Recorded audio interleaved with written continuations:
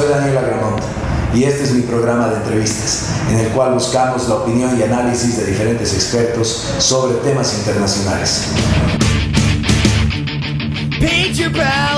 Bienvenidos, este es el interrogatorio de Agramont. Tenemos el agrado de tener a Andrés Arauz Galarza, economista, exministro en la administración de Rafael Correa, y que actualmente trabaja como director del Banco del Sur, representante por Ecuador, y que ha aceptado muy amablemente tener esta conversación con nosotros. Bienvenido, muchas gracias por estar acá. No, muchas gracias por la invitación, estoy muy contento de estar aquí en Bolivia y de poder compartir con todas las personas que están aquí de alto calibre. Muchas gracias.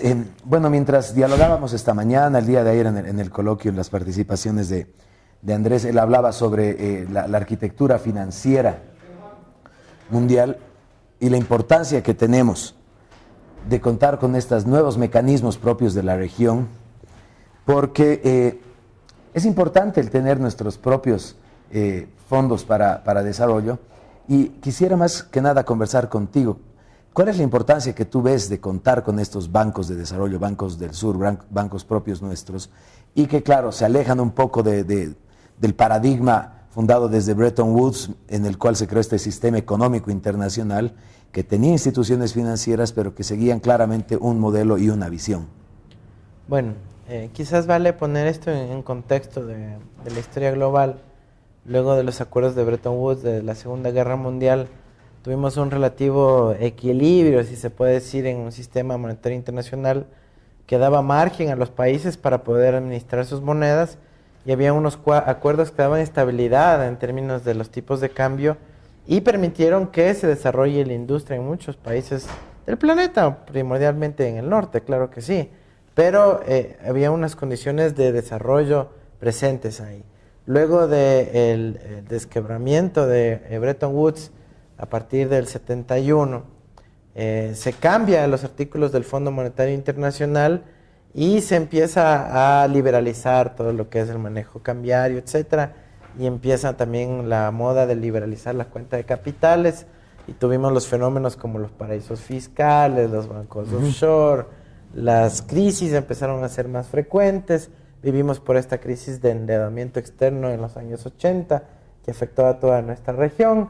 Y bueno, pues ya el neoliberalismo se instaló en la región latinoamericana con mecanismos muy concretos, con instrumentos muy concretos, a través de las condicionalidades que establecieron el Banco Mundial, el Fondo Monetario Internacional e incluso el Banco Interamericano de Desarrollo, en donde se exigía liberalización, privatización, reducción del aparato público, flexibilidad laboral y desregulación del sistema bancario para favorecer los intereses del capital financiero del norte.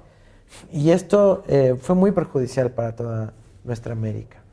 En ese contexto, todavía malheridos de las consecuencias del neoliberalismo, surge la propuesta de tener nuestra propia institucionalidad. El Banco del Sur, por ejemplo, como un banco de nuevo tipo, alejado de esas viejas prácticas de la imposición, del garrote de neocoloniales que las vivíamos con la banca multilateral basada en Washington. Pero la propuesta ecuatoriana, por ejemplo, es de una nueva arquitectura financiera en su conjunto. No solo la del Banco del Sur, sino la del banco como uno de los pilares, muy importante, evidentemente, ya discutiremos, pero también tener un fondo del sur en donde se pueda tener una dinámica de relación entre los bancos centrales para compensar las necesidades de divisas. Un tercer pilar que era un sistema transaccional que logró cristalizarse como el Sucre, que permite relacionarse entre países sin acudir a la divisa internacional. Y un cuarto pilar que quizás es el que menos se ha logrado avanzar en estos tiempos, que es un pilar de solución de controversias de los flujos de capital de inversión directa en nuestra América. Sí, hemos tenido ya en UNASUR amplias discusiones sobre el tema, se constituyó un grupo técnico para establecer un mecanismo de solución de controversias en UNASUR, porque ¿qué es lo que pasa ahora? junto con ese garrote neoliberal que obligó a la privatización fundamentalmente de sectores estratégicos, servicios públicos, luego vino la inversión extranjera, se hizo de eso.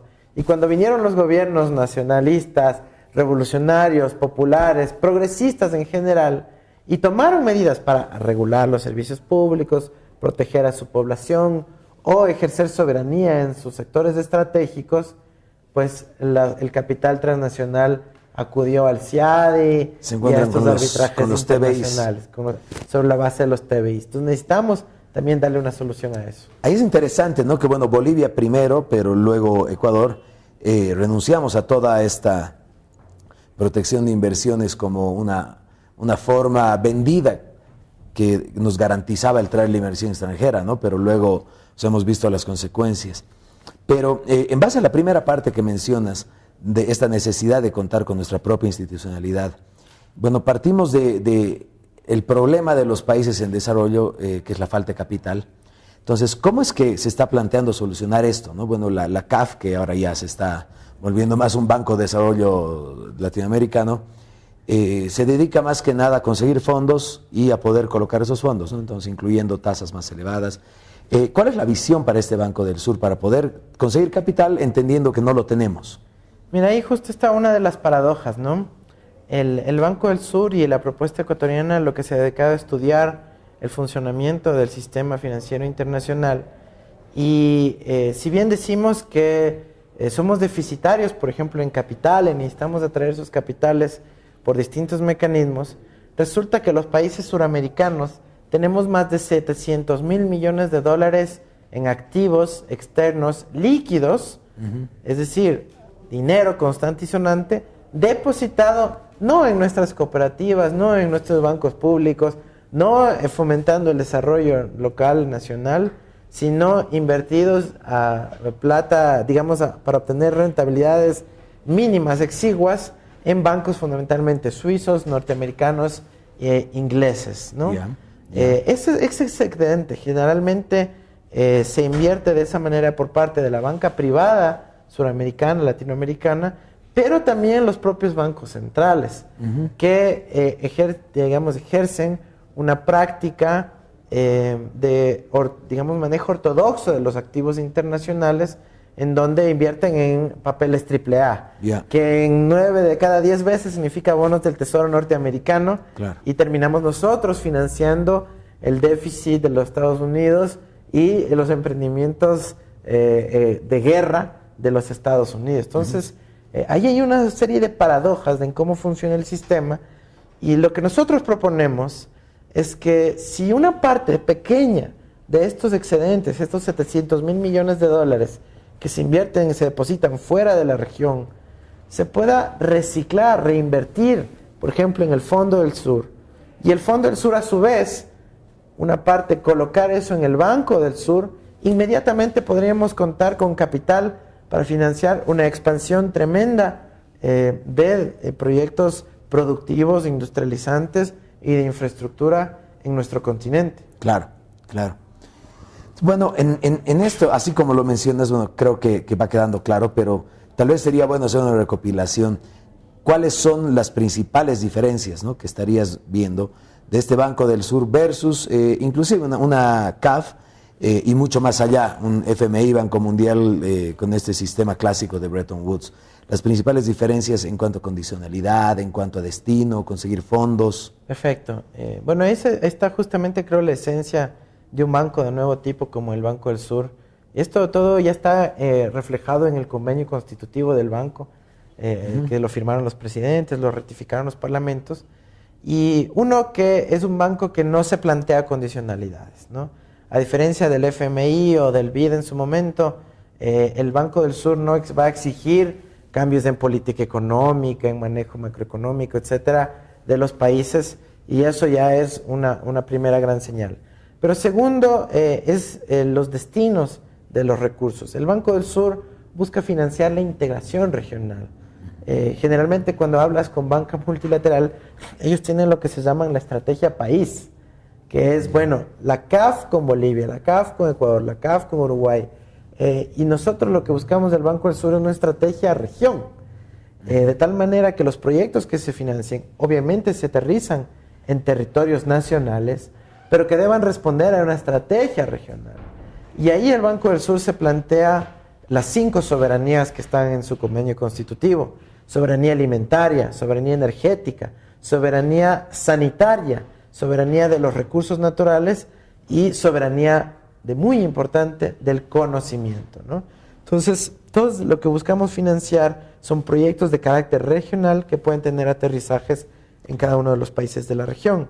Pero además, el Banco del Sur y su convenio no solo prestan a los estados, sino que lo que busca es prestar también a empresas públicas, a gobiernos subnacionales, a emprendimientos de la economía popular o la economía solidaria, economía plural, pero también sus excedentes de liquidez propios del Banco del Sur, y esto quizás lo primero que se cristalice, no solo invertirlos, o de hecho no invertirlos en las cuentas ni en paraísos fiscales ni en los centros financieros del norte, sino invertirlos, por ejemplo, en las cooperativas de ahorro y crédito, en las cajas de segundo, tercer piso, que tenemos muchas en la región suramericana y que va a generar una nueva articulación entre, imagínate, una banca multilateral, un banco internacional, con el desarrollo local, con las cajas de ahorro, el cooperativismo. Y empezamos a dinamizar la economía plural, el crédito a sectores que nunca lo han recibido y que retroalimentan, tenemos por qué esconderlo, el apoyo de los sectores populares para la integración regional, porque se ve algo muy tangible, muy concreto. Claro. Y ahí estaríamos hablando, por ejemplo, en tasas de interés, ¿no? Que tenemos como referencia lo que es Banco Mundial, FMI con muy bajas, pero mucha condicionalidad, CAF como algo más comercial. ¿El Banco del Sur estaría ubicándose por dónde? O sea, ¿qué tipo de préstamos tendría en mente? Bueno, el Banco del Sur lo que tiene que es un objetivo es de sostenibilidad, ¿no es cierto? Es decir, que pueda mantenerse con los fondos que recaude, cubrir sus gastos operativos y evidentemente no tiene un objetivo de acumulación de capital ni de crecimiento exorbitante. En ese sentido, las tasas serán evidentemente concesionales porque la operación del banco no requiere mucho. Es un banco liviano de nuevo tipo que además trabajará mucho con 2 estrategias que me gustaría puntualizar a pesar de ser un poco técnicas. La una es de créditos sindicados, es decir, el Banco del Sur pondrá una parte del financiamiento, pero el resto buscará apoyo de otros bancos, como la propia CAF, el propio BID, pero sobre todo estos otros bancos de nuevo tipo que se están configurando en la actualidad. Por ejemplo, pensemos en un gran proyecto de trascendencia regional como el corredor bioceánico que nos comunicará entre el Atlántico y el Pacífico y pasará por Bolivia. Ese es un proyecto que el Banco del Sur no podrá financiar solito, pero sí tal vez con apoyo del Banco de los BRICS, con el Banco Asiático, con el Banco Euroasiático que lo lidera Rusia, con los fondos de los países árabes, etc. Es decir, esos créditos sindicados donde realmente se pueda conseguir apoyo de la banca multilateral de nuevo tipo en otras partes del planeta es una de las estrategias del Banco del Sur. Y otra de ellas es las iniciativas por fideicomisos. ¿Qué es lo que pasa? Que ahorita en el Banco del Sur hemos ratificado apenas 5 países. En Sudamérica, en UNASUR, somos 12. Pero con fideicomisos específicos, por ejemplo, para la fabricación de medicamentos genéricos, dime qué país de la región se va a oponer a eso. Y no le vamos a excluir por no ser miembro del Banco del Sur.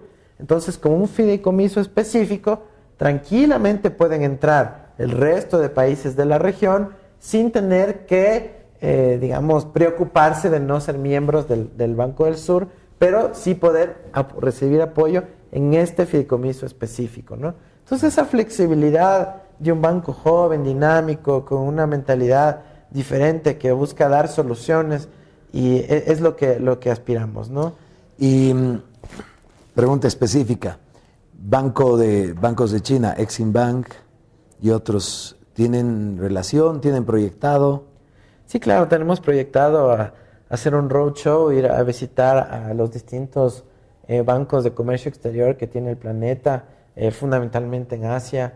Muy pronto se dará una reunión entre el presidente del Banco del Sur, que es un compañero uruguayo, como lo dije, Pedro Bonomo, y el presidente del recientemente creado Banco Asiático de Inversión en Infraestructura, para poder encontrar las sinergias, como las que he dicho, de crédito sindicado, pero también de financiamiento a obras claves para este boom que vamos a vivir en la próxima década de inversión en infraestructura en Asia, que tiene que tener repercusiones para América Latina. Claro que sí. Mira, en lo poco del tiempo que nos queda, una última pregunta, que sería ver cómo se está desarrollando este banco aquí en la región, entre apoyos y obstáculos de parte de los mismos países, de parte de los mismos miembros. ¿Cómo es que lo están viendo ustedes? Bueno, mira, el proceso comenzó con una velocidad muy rápida. En el 2005 se lanzó por primera vez la idea. En el 2007 ya firmaron 7 presidentes el acta constitutiva, y de ahí pasamos por un proceso más complejo de ratificación en los parlamentos, ¿no? Ahí hasta ahora hemos ratificado 5 de 7 países. Están pendientes de ratificar Brasil y Paraguay. Esos países son claves. Brasil sobre todo porque, bueno, pues por su tamaño, por su aporte, por su liderazgo en la región, definitivamente aportará a que el banco se consolide. Y luego de eso tenemos un proceso de designación de autoridades que ya está completo. Hemos llegado ya a todos los umbrales requeridos para que el banco pueda operar. Tenemos las autoridades designadas, pero evidentemente todavía está faltando un paso elemental, y es los aportes de capital. Hasta ahora el Ecuador ha sido el único país que ha hecho su aporte de capital conforme a los compromisos que han sido asumidos, y estamos esperando que hasta el 30 de septiembre, que fue el compromiso asumido por los ministros, se pueda completar el aporte de capital, y con eso ya el banco pueda tener un nacimiento operativo. Ahora, eso no quiere decir que no hemos estado avanzando. Las personas que hemos sido designados hemos estado reuniéndonos permanentemente en Caracas y en el resto de países de América del Sur para poder hacer toda la normativa, los instrumentos, los detalles técnicos, el presupuesto, las estrategias de negocio, etcétera, que ya está avanzado. Lo que necesitamos ahora es por lo menos una inyección de capital pequeña que le dé presencia al banco y que pueda empezar a operar, por lo menos financiando algunos de los elementos más importantes que lo mencioné en la mesa temática de ayer, que es el Fondo del Conocimiento del Sur. Mira, actualmente la humanidad está abocada hacia una economía y sociedad del conocimiento en general, en donde los nuevos mecanismos de dominación están absolutamente vinculados al conocimiento, la tecnología y el control de la información. Claro que sí. Y es muy importante, como dice el propio convenio constitutivo del Banco del Sur, que nos dediquemos a construir soberanía del conocimiento. Y ahí el poder tener información propia, sea en el ámbito de los recursos naturales, de la agricultura, de nuestro banco genético, la biodiversidad inmensa que tiene América del Sur, de iniciativas de todo tipo, tiene que ser financiada, y el Banco del Sur puede ser un gran canal para poder impulsar la ciencia, la tecnología, la cultura y la innovación en América del Sur.